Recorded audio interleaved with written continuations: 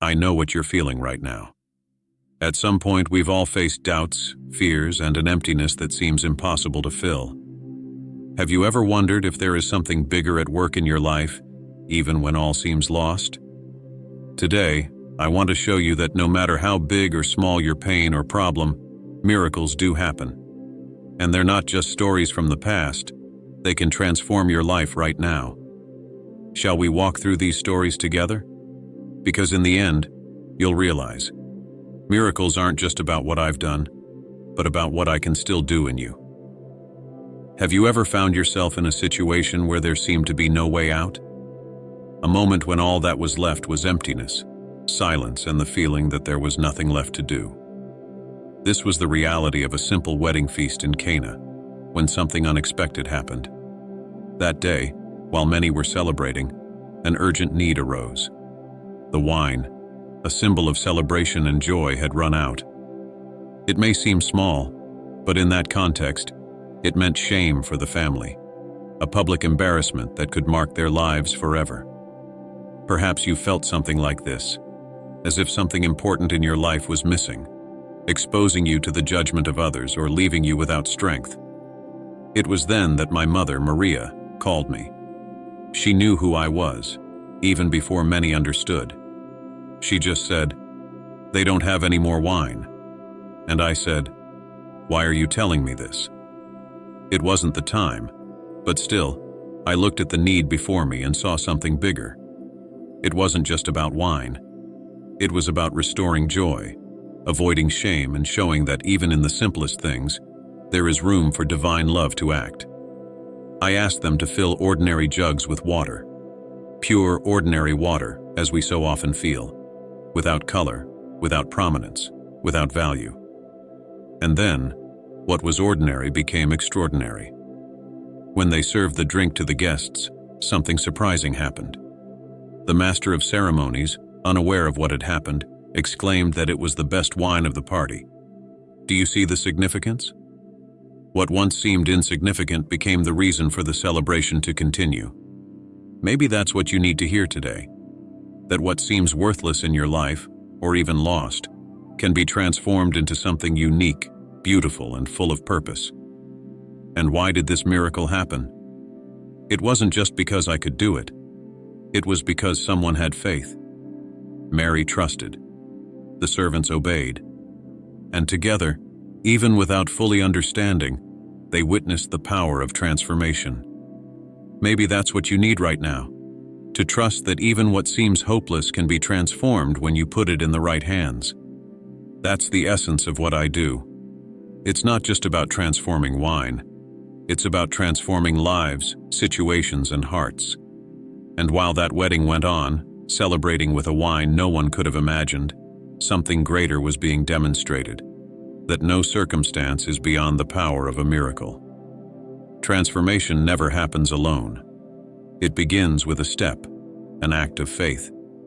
Just as those servants trusted, others also discovered that there is something extraordinary about believing, even in the face of the improbable. After all, real change happens where faith meets the impossible. Have you ever thought about what it really means to have faith? Not that superficial belief, but the faith that makes you take steps even when there is no visible ground, as if the simple act of believing could change everything. This kind of faith is what transforms lives, and I've seen it countless times. I want to share with you about a man who for a long time lived without hope, unable to walk. He was paralyzed, and every day he was carried by friends who put him near the temple, hoping to receive alms. It wasn't what he wanted, but it was all he thought possible. One day, while I was teaching in a house full of people, he heard that I was there. But there was a problem. The place was packed. It was impossible to get in. But his faith, and especially that of his friends, knew no bounds. They climbed onto the roof, removed part of the structure, and lowered it down to where I was. Imagine the scene. All the voices stopped. All eyes turned to him. And at that moment, I realized that it wasn't just his legs that were paralyzed. It was his heart, his soul. He was carrying years of pain, rejection, and shame. I looked at him and said something no one expected. Your sins are forgiven. It was a statement that caused a stir in the room. Many questioned in their hearts, who is this to forgive sins?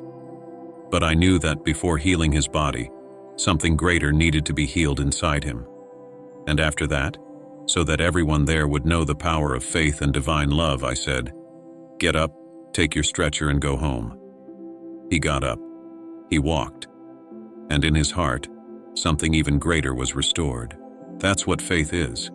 It's not giving up even when the doors are closed. It's finding a way where there seems to be no way out. Sometimes faith is not just yours, but the faith of those who are by your side, carrying you when you have no strength left. And as I said that day, it was their faith that made all the difference. It wasn't logic, it wasn't human capacity, but the certainty that something greater was possible. Another moment I treasure was when I cured a man blind from birth. Many looked at him as if he were cursed, but I saw something different, an opportunity to show God's glory.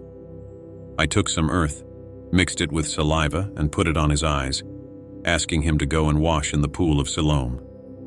He obeyed even though he couldn't see, and when he washed his face, the darkness gave way to light. That's faith in action. He had no assurance, only trust. Faith doesn't need proof to believe. It needs a willingness to act. When you believe, even in the face of obstacles, the impossible becomes accessible. That's what I want you to understand. Faith doesn't just remove physical barriers, but those within you, those that prevent you from seeing possibilities. Just like the paralyzed man and the man born blind, the first step is to trust, even if you don't know how everything will turn out.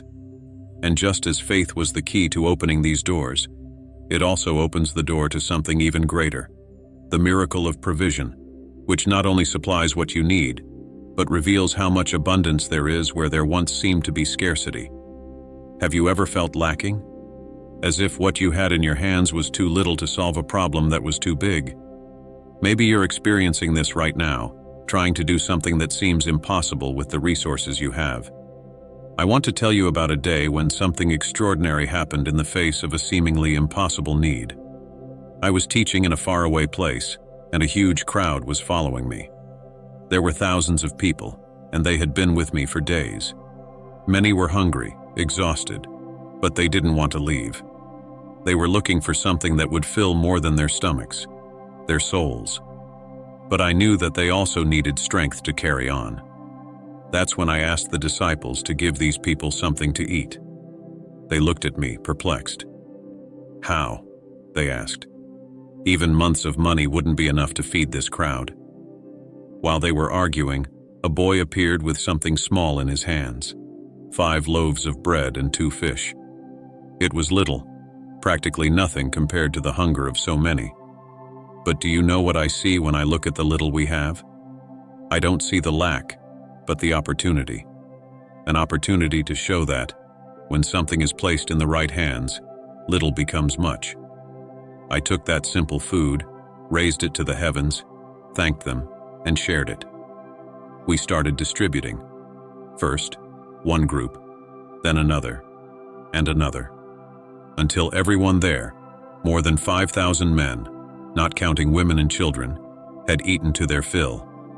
And there were still 12 baskets full. Can you imagine that?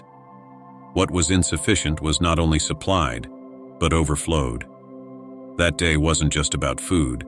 It was about trusting that what you have, however small it may seem, is more than enough when given in faith. But there's something important here. The miracle wasn't just mine. It belonged to everyone who took part. It was the boy who offered what he had, even though he knew it didn't seem like much. It was the disciples who distributed the food, even though they didn't understand how it was possible. And it was the crowd, who believed that something special was happening. The miracle begins when you choose not to keep what you have for fear that it will not be enough, but to share it with courage. And what does this have to do with you? Perhaps you too look at what you have, your energy, your resources, your abilities, and think it's too little. But I want you to see what happens when you give it away, even if it seems simple or small.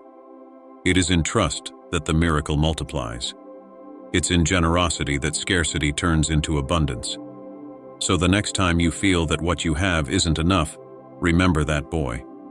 He could have kept the loaves and fishes for himself, but by giving them away, he took part in something much bigger. The little in the hands of many becomes more than enough. And that's how abundance always finds those who trust. Multiplication isn't just about what you have, it's about how you choose to use it.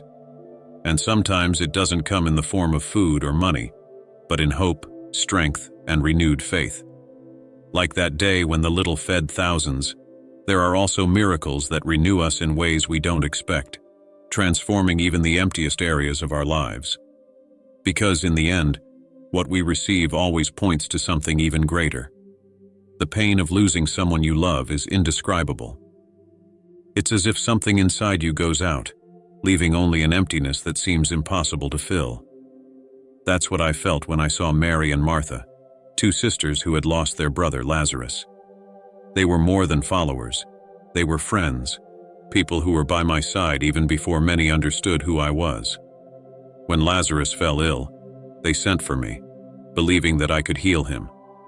But when I arrived, he had already gone. He had been in the tomb for 4 days. When I arrived, I saw Martha coming to meet me. Her eyes were full of pain, but also of faith. "Lord, if you had been here, my brother wouldn't have died," she said. And even in the midst of her loss, she added, "But I know that even now, God will give you everything you ask for."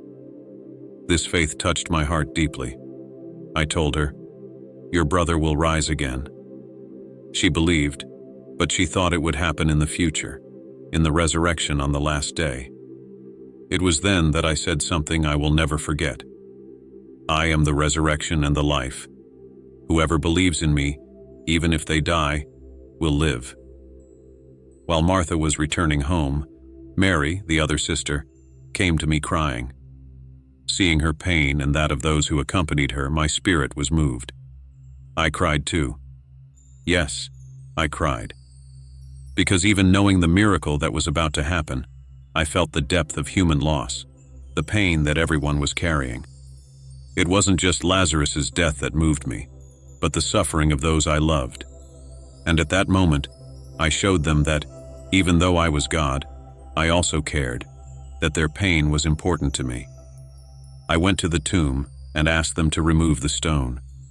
There were murmurs. "Sir, it already stinks," they said. But I knew that for the miracle to happen, we had to face reality, even if it was difficult. I raised my eyes to heaven and prayed, "Father, I thank you because you heard me. I know you always hear me, but I say this for the sake of the people who are here, so that they may believe that you sent me." And then, in a loud voice, I called out, "Lazarus, come out." And he came out, alive, walking. The man who had been dead, whom everyone had mourned, was now in front of them, breathing, walking, being embraced by his sisters. The commotion was enormous, but what really marked that moment was not just the fact that Lazarus was alive again. It was what he represented. Life doesn't end with death. There is hope, even when everything seems over. And that's not just about Lazarus. It's about you, about all the parts of your life that seem to be dead, dreams that have been buried, relationships that seem irreparable, pain that you think you'll never get over. Just as Lazarus came out of that tomb, what is dead in you can live again. Because I don't just give life, I am life. The miracle of Lazarus's resurrection was more than an act of power. It was a reminder that, even in the most desperate situations, there is always a way out, a light, a possibility. And sometimes, it is precisely in the darkest moments that the greatest miracle happens. After all, true life begins when you believe that nothing is impossible, not even victory over death. And as Lazarus returned to his family, there was a silence, a moment when everyone realized this wasn't just about him. It was about all of us, about a love that knows no limits, a power that transcends logic, and a hope that never fails.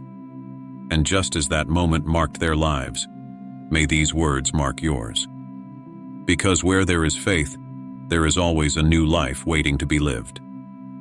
The miracles I've shared with you today are not just stories from the past. They are living reminders of the power, love, and hope that are still within your reach. Turning the impossible into reality, moving mountains through faith, multiplying the little into abundance, and bringing life where there was death. All this is possible when you believe and give your difficulties into the right hands. And now I ask you, what miracle do you want to see in your life? Don't be afraid to believe, because the impossible is the perfect stage for the extraordinary. If this message has touched your heart, please subscribe to the channel and activate notifications to continue receiving words that transform. Leave a like, comment below on what spoke to you the most, and share this video with anyone you know who needs this message. Together we can spread hope and faith to the world. Thank you for watching to the end. May peace, light, and love always be with you. ***.